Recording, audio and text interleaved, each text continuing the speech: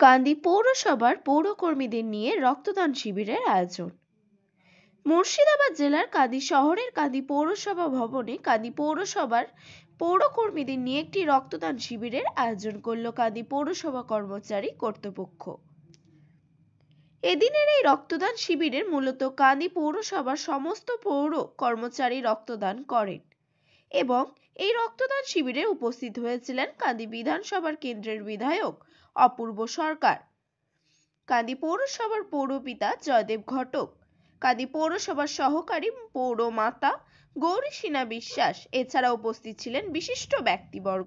যারা পৌর কর্মচারী আছে তারাই মূলত এটা স্থির করেছে বিধায়কেরও, যে রমজান মাসে রক্ত আপনারা সকলে জানেন বিজ্ঞান আজকের ডেটে কিন্তু রক্তের বিকল্প কিন্তু আবিষ্কার হয়নি, তাই মানবদেহে রক্ত পাওয়া যায়।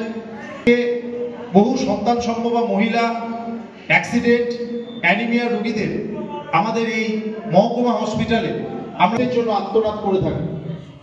তাই আমাদের বিধায়ক সবসময় বলে যে রাজনৈতিক অনুষ্ঠান আমাদের প্রথম কাজ এবং কর্তব্য হচ্ছে যে কাঁদি মানুষের সাথে, কাঁদি শহরের মানুষের সাথে কোনো বাড়ির। কান্দি পৌরসভার উদ্যোগে আমরা প্রতিবারের ন্যায় এবারেও একটা রক্তদান শিবিরের আয়োজন করেছি এবং আমাদের কর্মচারীদের পক্ষ থেকে রক্তদান শিবিরের আয়োজন করা হয়েছে।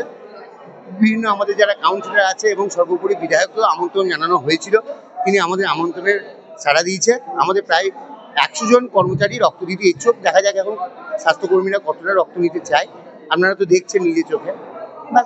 আমার নাম পুষ্পল ত্রিবেদী।